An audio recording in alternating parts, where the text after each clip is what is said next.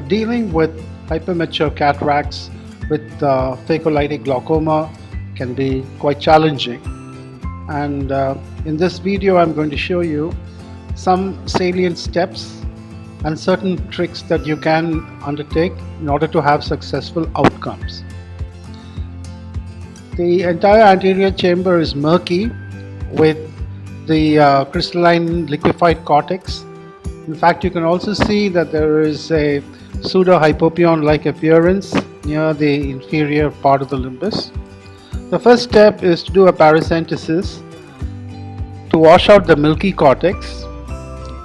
You can see that there was no corneal edema at all, there was just milky cortex. And once the cortex is washed away, the hypermature cataract can be made out beneath the almost clear cornea. Staining of the capsule is performed with trypan blue to enhance visibility of the anterior capsule during capsulorhexis. Now, after giving sufficient time for the dye to take up on the capsule, the clear corneal entry is made.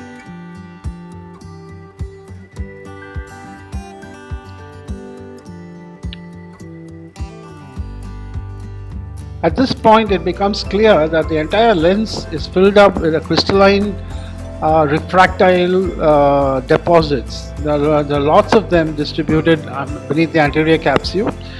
These crystalline deposits are pretty common in hypermature and phacolytic glaucoma.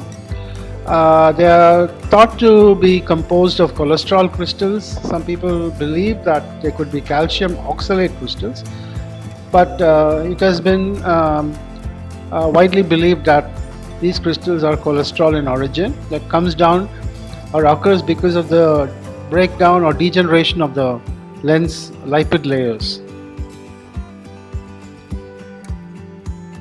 Now, when I made a puncture in the anterior capsule, some of the liquefied cortex came out. I'm not able to continue the capsulorhexis using a cystitome beyond this point because there's no posterior support to enable me to gain control of the capsulorhexis, and hence at this point I switch over to a Utrata forceps in order to successfully complete the capsulorhexis.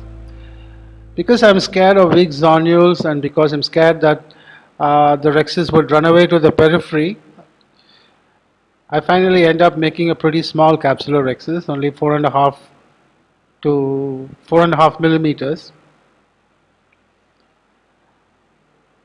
And when I finally wash out the viscoelastic and the crystalline deposits, I realize that this small core of the nucleus is quite hard. It's a hard core of nucleus, and it's not possible to remove it through this rhexis of this size. Hence, a small snip is made. Viscoelastic is used to lift up the flap near the snip, and using the same Utrata forceps, I attempt to enlarge the capsulorhexis. Well, I achieve the effect. However, I end up with a slightly eccentric rhexis, which is longer inferiorly than superiorly, but I guess this will do. The real challenge in these patients are only two. One is to successfully complete the capsulorhexis, and the second is, of course, to emulsify the nucleus, and you'll see why. Well, I try to employ a direct chop technique to manage this nucleus. So I go into the aspiration mode to clear off all the viscoelastic from the anterior chamber. You see that this hard, small nucleus is extremely mobile, and therefore it is readily apparent to you that trenching is not an option. So in order to make the first chop, I actually turn the bevel down. So impale with that bevel down position, because that will enable you to get a good hold of the nucleus almost instantaneously.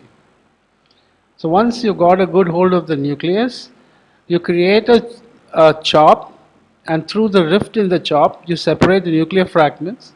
Because the bag is almost empty, lateral separation is not a big problem. You won't weaken the zonules because of that. Again, you see that I impale the phaco tip into the moderately hard nucleus. I initiate the crack and then I separate the fragments. So the size of the fragments need to match the size of the capsular axis. If you have 5 mm capsular axis, this side of fragment is enough. Can be emulsified. It's done just above the capsular plane in the safe zone, which is the middle of the eye. So gentle rotation is then performed. The hard nucleus is broken into further small components. This has to be done gently without giving undue stress on the zonules, because as most of us are aware, the zonules tend to be weak in hypermature cataracts. There could be calcific spots in hypermature cataracts, either in the anterior capsule or posterior capsule, that make it especially more prone for damage and the development of posterior capsular rents or extension of capsular axis. The settings which I use is a moderately high vacuum. It's a Stellaris machine. I use a vacuum of 300 and I use a pulse phaco and a power about 40. So you see the last nuclear fragment is now getting emulsified. The parameters are reduced slightly to, the vacuum is reduced to around 250 to 225 before the last piece is evacuated. Another important point to remember in the management of phacolytic glaucoma patients is that you have to give a good cortical washout. In this case, almost no cortex, but you have to do a thorough and adequate irrigation aspiration, and this has to be done not only within the pupillary zone but also near the angles, because this will help to evacuate the cortex from the angle and prevent raised intraocular pressure in the post-op period.